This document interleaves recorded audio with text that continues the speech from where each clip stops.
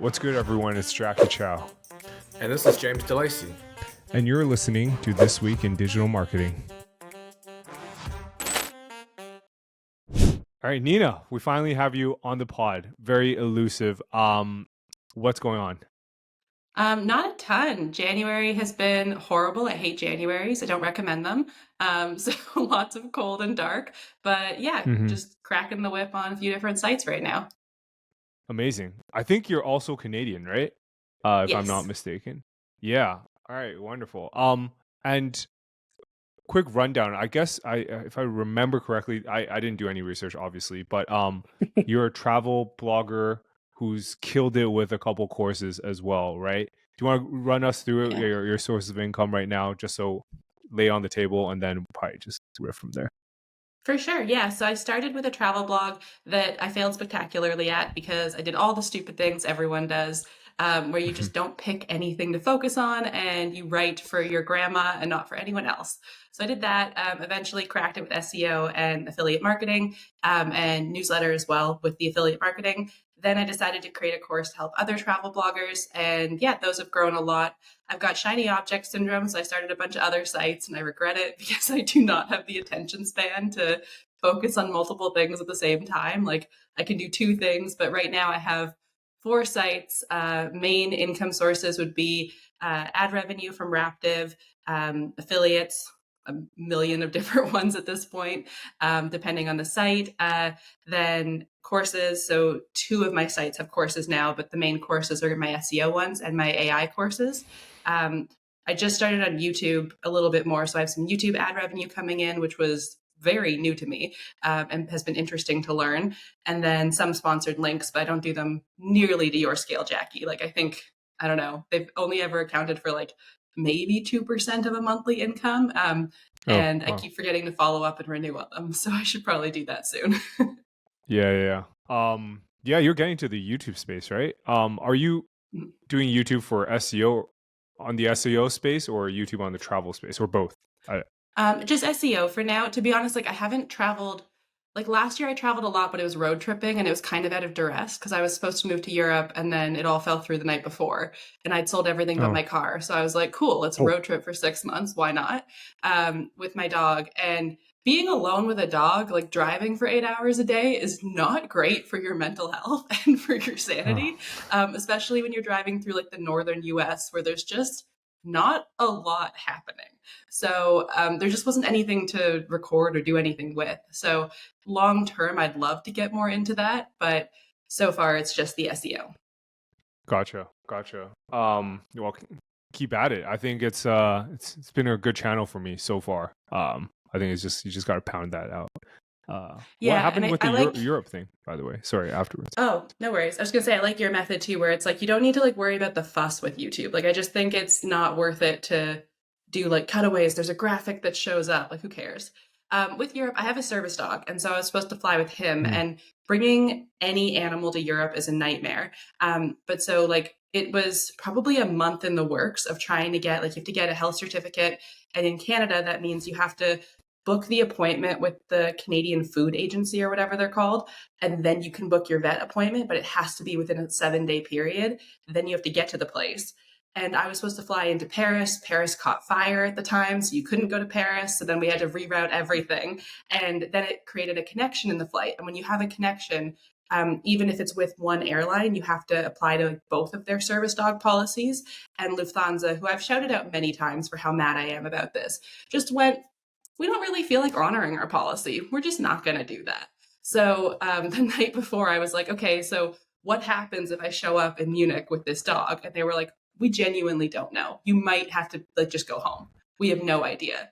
And I was not willing to do that. Like if I had just flown all the way from Canada, spent like thousands of dollars trying to get this dog over there, it was just not worth it. Like it was a nightmare, honestly. So bailed on that. And then I'd had like a suitcase and a half of stuff left. I'd sold everything else I had and then the car because I got lazy about selling it. And it turned out it was Kismet. So got to just drive for a while in a 12-year-old SUV. That's insane.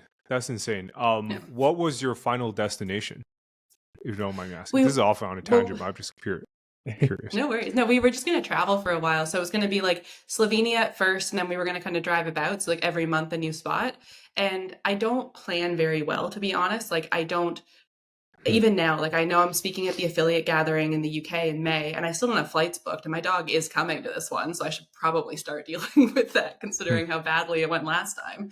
But I can plan like a month in advance. I'm not great about foresight and things like that. So it was Slovenia, maybe Italy, maybe Serbia, maybe Croatia, maybe whatever.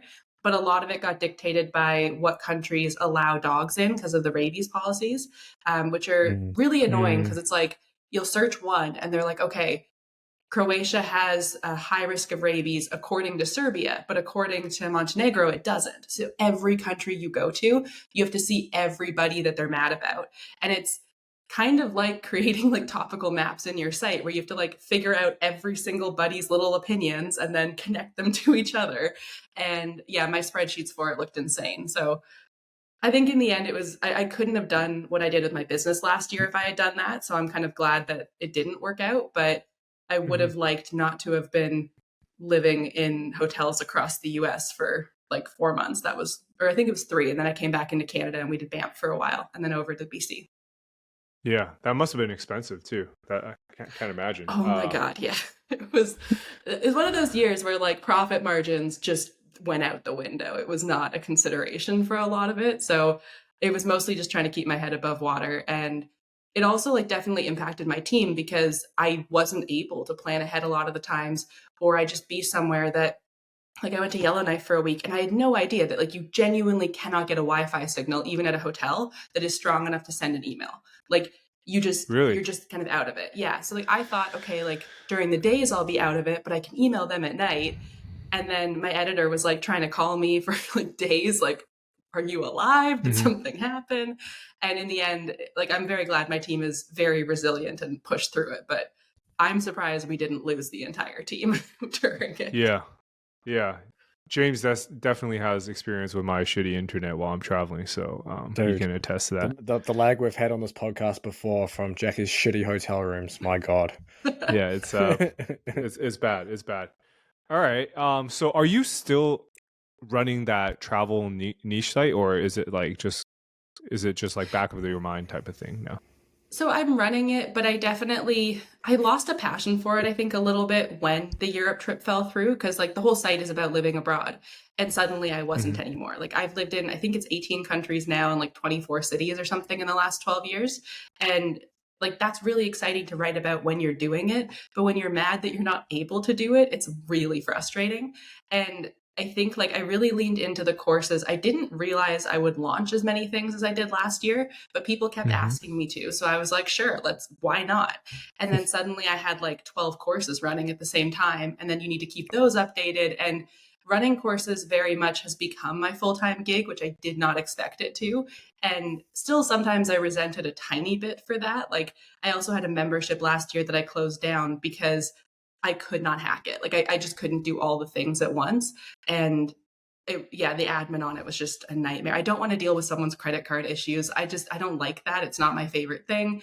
And that became like hours of my week every week. So it needs an audit. I started auditing it. It has like 400 posts. I think I did 120 and then I just walked away. And I know that sounds like a lot, but like when you think of the whole scope of the site, it's not that many posts, and I really needed to finish it because I also messed it up after the helpful content update.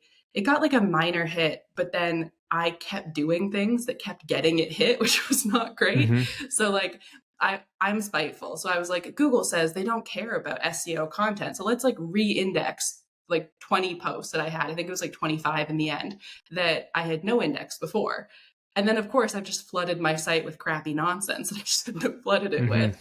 So that lost me like 60K page views on top of seasonality, because in the winter, people aren't searching for travel stuff quite as much for that niche. And then I think between that and not living abroad right now, I just kind of got bored with it too. So I've been focusing a lot more on the SEO site. And then which is like weird. People get mad at you for that. They're like, why are you like putting all your time into teaching us stuff for free? Like go work on your travel blog. And I'm like, okay, are you guys all right? Like I want to help. But yeah, and then I started a project on YouTube to build in public one of my baby sites because I have just let it languish and I would like to get rid of it. I would really like to sell it just that way. The Catholic guilt gets to me all the time if I'm like, oh my God, I have this thing I should do. No, you shouldn't. Just stop it. How did your Yeah. revenue go on the main travel site? 'Cause I know you were doing something like 30K a month, weren't you, at one point on that travel site? Yeah. How's it going now? Now it's down to like 8, which is pretty normal for winter for it, to be honest. Like Okay. it did 5 in winter last year. So that was like, but it had been doing like 10 or 11, I think, in the summer. So it's definitely taken a dive. But to be fair, a lot of that also is like, I have not updated any of the affiliate links that are dead on it since March of last year. And I think Oh, I wow. posted like maybe 20 posts all of last year. So like it has definitely been neglected. And then also like a fair amount of income comes from the newsletter, which I was doing an experiment for my main course where I wanted to like really find the best types of newsletters. So I like throttled that during the summer. But yeah, I think in August and September, it did about 22, I think, something like that. I haven't, like, I do income reports on my site every now and then. I'm not doing them much anymore because some men on Twitter are very threatening and are not very nice in DMs. So I decided to stop dealing with that. But yeah, there are some. Yeah, what the fuck's going on there? Fuck those guys. I hate that so like, much. Gets the same hate. It's like, it's I honestly. don't think as much as you. It doesn't sound like it. Oh, I got like proper death threats with my address and stuff. It was not fun. What, And because you're sharing your income report? Yeah. Yep. Which is Wow. like, like, I don't know. I also don't like publicly say my site all the time, but like, as y'all know, like people can find stuff they want to find. And I'm not secret ops or anything. So like, it's not that hidden. And then people will like, yeah, they'll message you, like trying to dox you and all sorts of stuff. And I'm like, I am nothing to you guys. Like, just go away. Who cares? So my mental health hasn't been great. So I was like, let's not add those meanies into it. And it's another reason that like I don't do DMs a lot anymore either because of it. Like unless I've messaged someone beforehand, or it's someone who like I know in the space, I'm not responding to it because it's just you got to filter that stuff. And it sucks because I always wanted to be like super accessible to everybody, but I'm like, please do it publicly so that way at least I don't know. Hopefully you'll behave a bit better. Yeah, I'm sorry to hear that. I actually, contrary to what James believes, I don't get as much hate, it sounds like, as you. I don't know what the heck's wrong with men on the internet. They just completely unhinged, it seems like. But yeah, I think that's a shame though. It could have been like if you did your income, I mean, when you did your income reports, did you see like a jolt in activity every time you did it? Like it's Oh, for well sure. received, right? Oh, people love it. And even like when I shared that I was stopping doing it, like people in my Facebook group, especially, I had like a free one where I share a lot of stuff. They were so supportive of it, but everyone said like this was so inspiring. It like meant so much to me. And I think the people who get uncomfortable when you talk about money, naturally, the more you talk about it, they move away from you a little bit. Or well, in some spaces, not on Twitter, apparently. But yeah, so I found like people were really supportive of it and they were very kind, but they always said whenever I would share an income report or like throughout last summer, I was like screenshotting my Raptive every month and like doing big comparisons of everything and like fully revealing the back end of things because I thought, why not? And now I get it a bit more as to like why people don't do that, I think, to some extent. But yeah, people really loved it. I'm pretty sure anyway, that my 100K month was partially due to me sharing my income because I would talk about like Yeah, the 30K exactly. and like how I grew a site to it. Cause like that site, I really went from like $0 to 30K in like 16 months sort of a thing. Like it was pretty quick, which just shows you for 4 years how much I was like shit in the bed on that thing. And yeah, I think that was a big part of people like really understanding the results oriented side of it. And because my course was so new, I just started it in like mid 2022, I guess. Like I didn't have students with a ton of results yet because they couldn't work the same hours as me. And like it takes them a while to like go through the course and then also implement it. So I know a lot of people like wait to just like hype their students, but I kind of got to hype myself, which was cool. So I definitely think that played a role in it.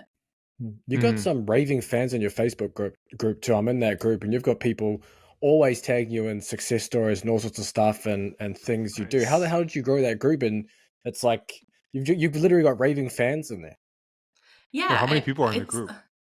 2,200, I think, something like that. It's weird though, because Nice. Facebook rounds up and it annoys the shit out of me, because I think it's actually like 2,100 something, but it like if you hit 2,150, it'll round up to the next number. I'm like, no, round down, like lower my expectations, please. Yeah, so there's 2,200 people. I'm really picky about who gets to come in there too. So you have to like fill out a little form to enter. It's not hard, but like the amount of people who can't check and agree to rules box is insane to me. So I keep that pretty specific. And then the group, yeah, people like self-police too. Like I know a lot of people with groups that size have a moderator. It's just me, and like my VA does some stuff. Like when I had the flu a couple weeks ago, she just went in and dealt with everything for me. But otherwise, like I just do all of it. And then yeah, it's just been sharing stuff. Honestly, I kind of like live my life by like the Costco free sample policy of like let people try an egg roll before they buy 800 of them. And I think the same goes for SEO. And I actually had students get mad at me this summer about that a little bit, which I think is a really funny bit of drama.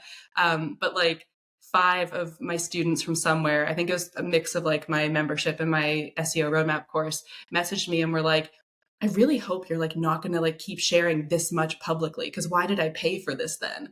And I had to like sit them down and be like, okay, I'm teasing stuff. Like if I give a bullet point list of like 10 ways to find a keyword, you guys got 10 videos on that. So like think of a beginner. If I told somebody like, okay, just go buy a house. If you bought a house, you know all the secret steps in there, you know all that stuff.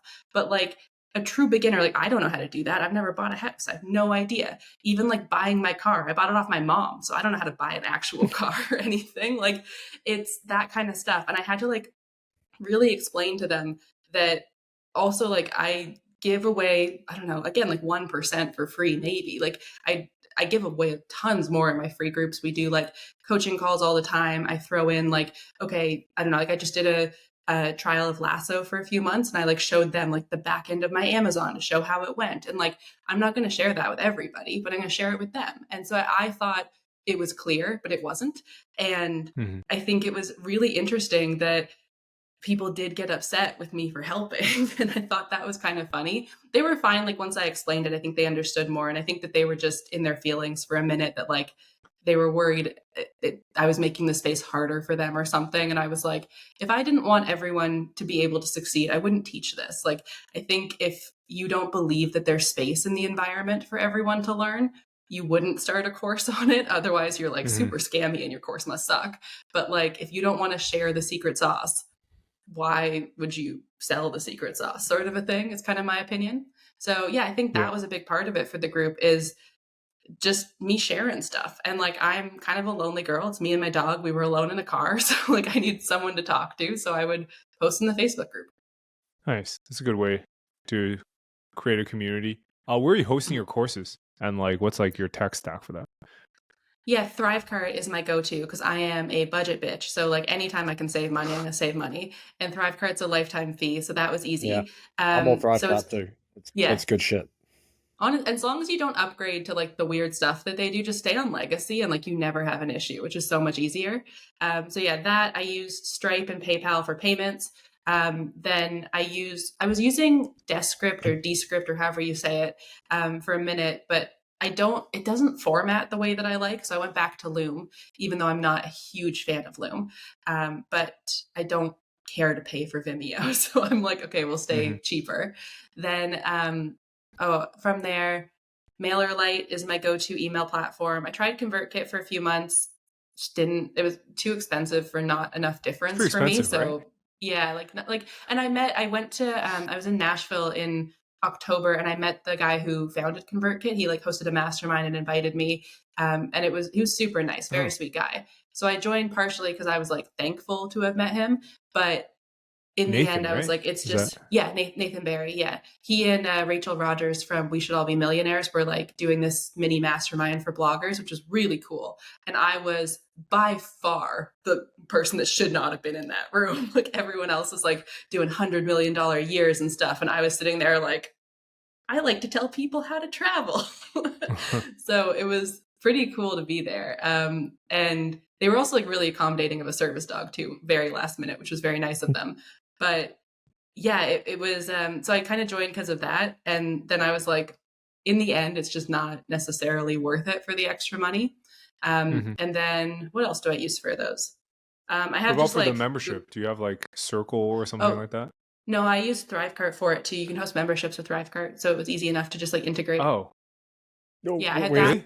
where's the actual membership discussion going on? Because Thrivecart has the Facebook. membership.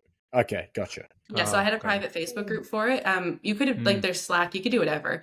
But for us, because I was doing like, I also way over delivered for like $50 a month. I was doing a monthly call, individual responses to everybody with a video, and we would do a live Holy masterclass every month. fuck. And there was like a whole library. So yeah, I went way too far. Like there's a reason I like burnt myself out on it really quickly, because I really also believe in like giving 100%. And so any spare moment I had for most of last year was the membership, which was hard.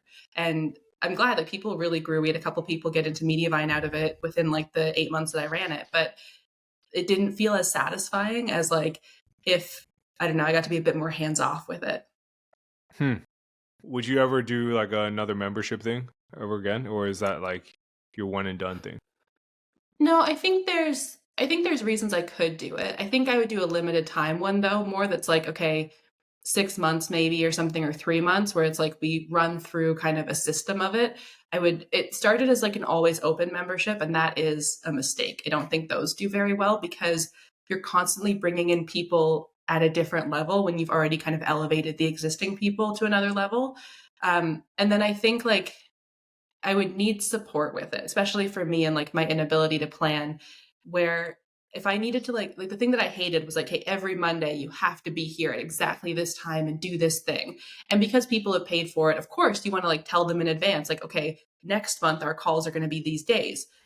But I don't want to do that for me. So it was super frustrating to like be on a schedule when I am not a schedule girl. Like even with my VA, she had to basically like come through the screen and tackle me to be like, we have to pick a day when you can do interviews because like otherwise I don't know where you are. Like you change your like I also unsync my calendar all the time for some reason. I don't know why I do it, but I make mistakes. And then she'll be like, so I don't know when you're available. What has happened? Mm. Yeah, so I think that was like a big issue. And I think like, I don't know, there's a membership I really love from this woman called Ashley Gets Around, and it's like $127 a year, and you can only do a yearly version, which I really appreciate. Mm. But it's like business class flights that are cheap from like anywhere in the world to anywhere else. And she'll find deals that are like 70% off for like lie flat seats, everything.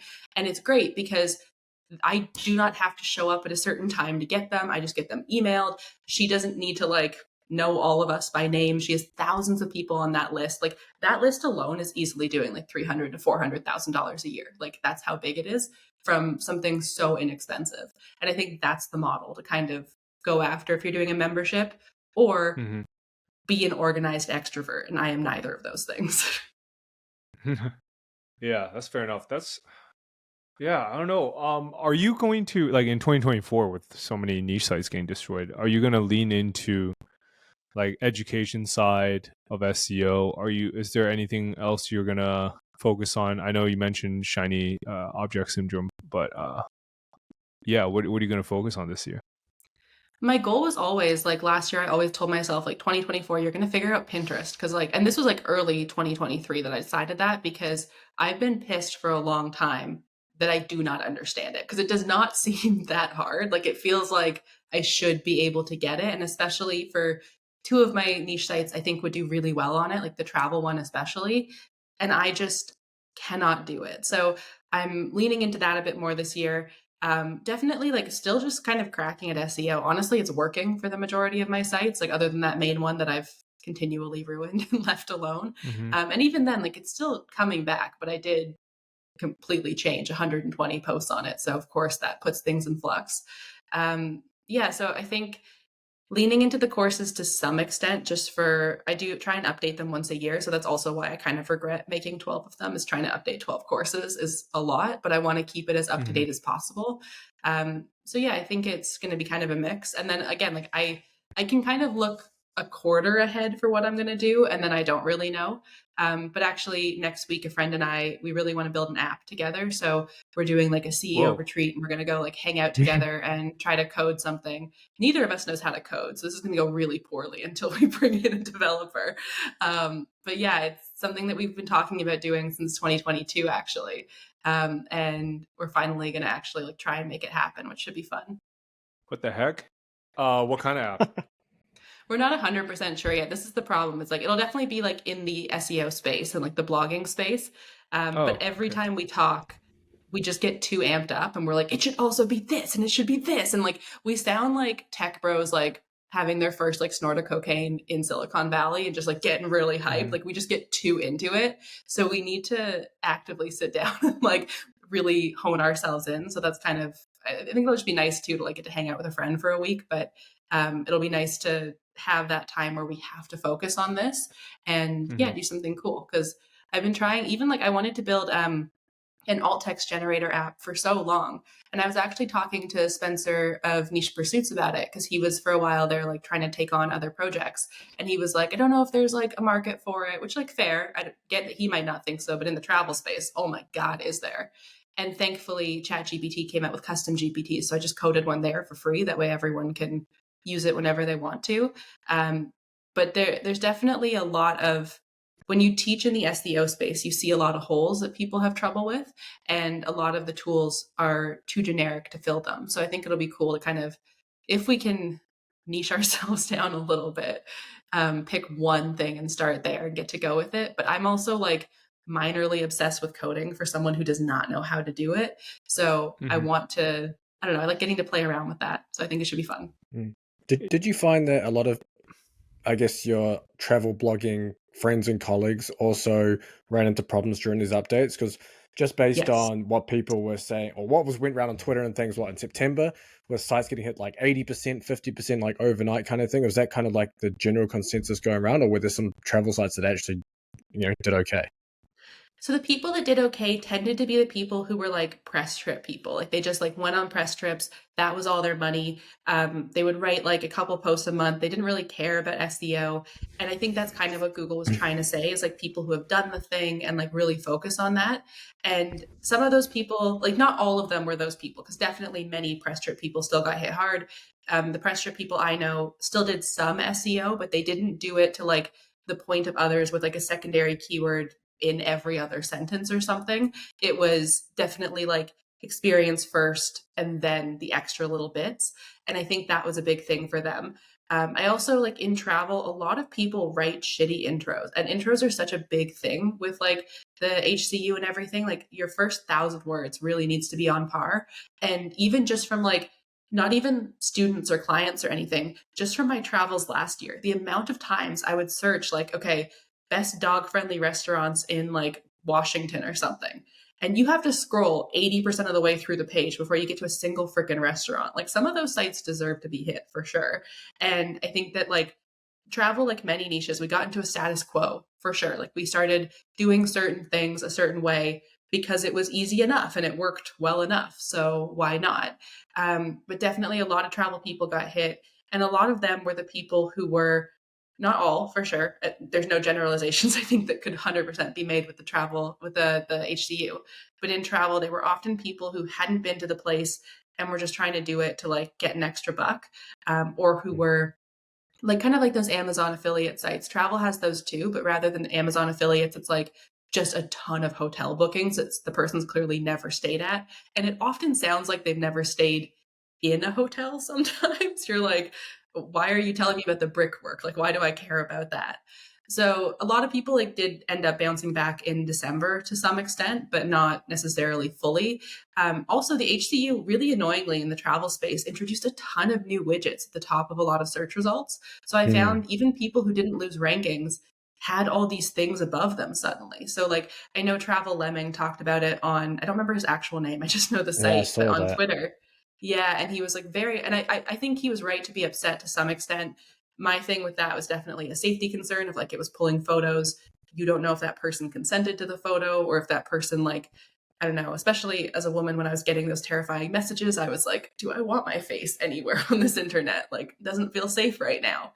So yeah, I think that impacted it a ton, was having those things happen. And yeah, I'd say generally travel was hit pretty hard, but some people really skyrocketed during it. And I do think some people were 100% deserving to skyrocket. Like, I think deserving people got hit, deserving people benefited. Unfortunately, it's hard because everyone yells about when they're hit, but then they don't go like, oh, but some people did well and they deserved it. Yeah. Did it change the way that you are teaching new travel bloggers how to, I guess, write and format their pages now and articles, and how the content's going to be written?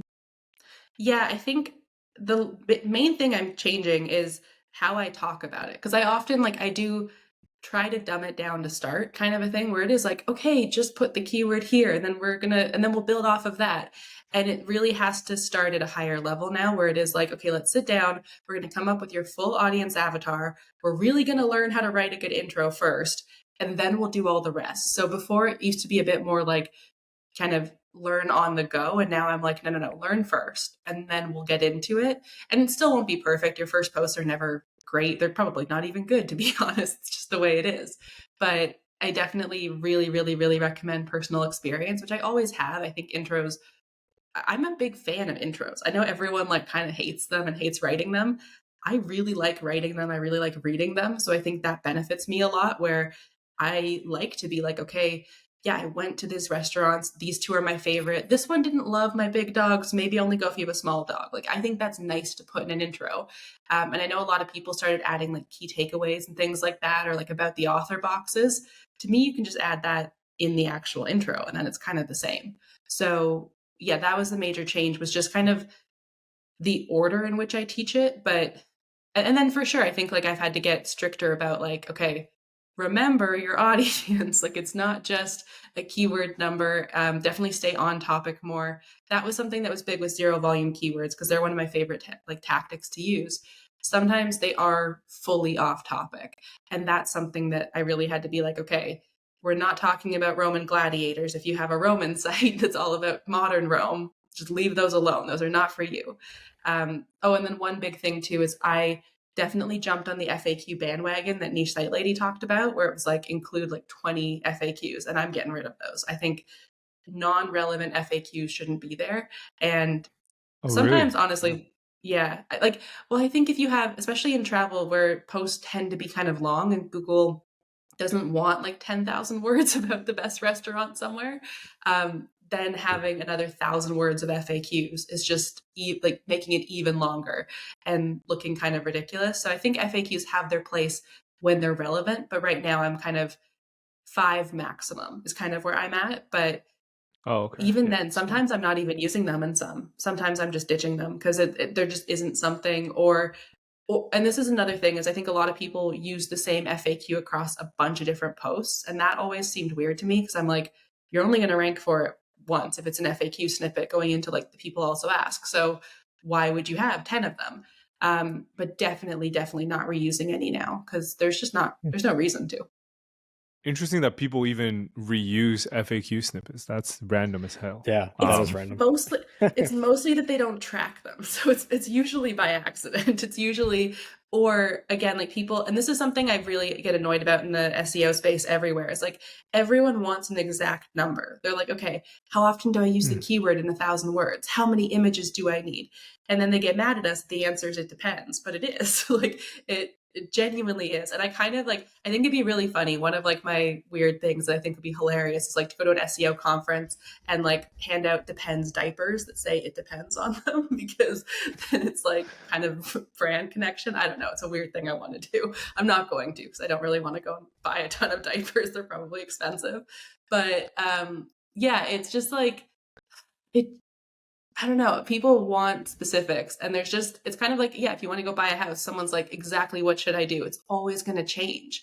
So getting more comfortable, I think, with me just saying like, okay, let's look at your specific situation.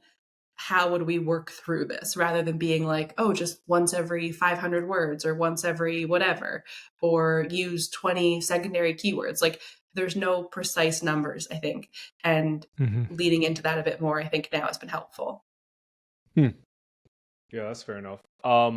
I guess last question for you before we wrap up. How much AI do you use like on a daily basis on like Oh, your I am process? addicted to Are you AI. all in? Yeah, I've been using AI since like Like for October coding as well, I'm guessing, 2021. right? Oh yeah, I can't code by myself. I can bold something by myself, and that's about it. But I code calculators, I code quizzes. I've coded all sorts of things for my websites now.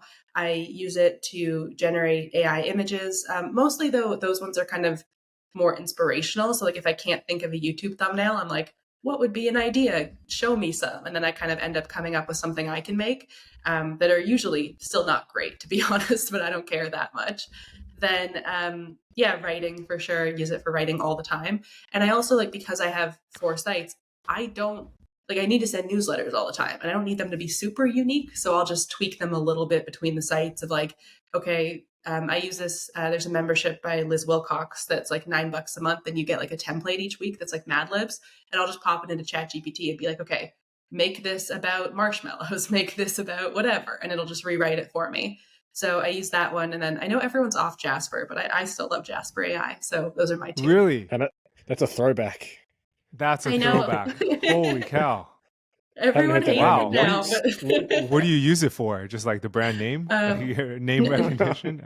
no, actually, it's genuinely my preferred workflow for affiliate posts. Is just like I can write them with Really? ChatGPT, but it takes me 3 times as long for the way that I do it. And then ebooks as well. Oh my God, writing an ebook with ChatGPT drives me out of my mind because it's just so much back and forth.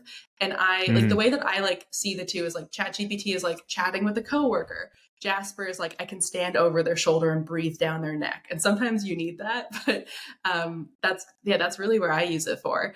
And I know I know everyone like went off of it for a while there. I know everyone like loves Koala now. I am not a Koala fan for the travel niche. It just like one-click AI just does not work in travel. I've tried like I think Probably 12 not, different ones now, and like Mhm. they just because travel is such an experience-based kind of thing.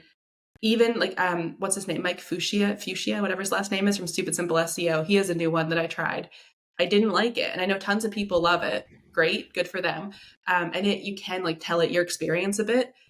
It still was just incredibly wrong on so many things. And I gave it a really general keyword to try. But also like it just doesn't, yeah, it just doesn't work. Like if I read that as a user, I'd be like, what the fuck is this? Like, I don't care about this. So I think AIs where you work with them work a lot better for travel. And yeah, those are my 2 favorite. I know that like people are always like, oh, we're done with Jasper now. It's so shit. And I'm like, I think any AI, as long as you learn how to use it the right way for you, I don't care what people use. Use whatever you want. I've tried so many. I dip in and out of some other ones once in a while, but like it's really the prompts you use and the way that you're working with it that matter. Yeah, that's fair. That's fair. Right. Nina, appreciate you coming on today. Sorry, we have to cut it short today. I gotta hop on a flight. Where can people find you? Where do you want to send Yeah, people? everywhere. People can find me at sheknowsseo.co. And if you go to sheknowsseo.co/everything, you'll also find some of my freebies, including I have a free scavenger hunt plugin that I coded for websites, and it got me 15,000 page views in 2 days. So people might have fun with that. Or my SEO content audit checklist, where you can like go through a 12-page content audit with me, sort of a thing. Amazing. SheKnowsSEO.co you mentioned, right? Yes. Perfect. Yeah. Well, thanks for coming on today. It was fun to chat. Thanks for having me. Cheers, Nina.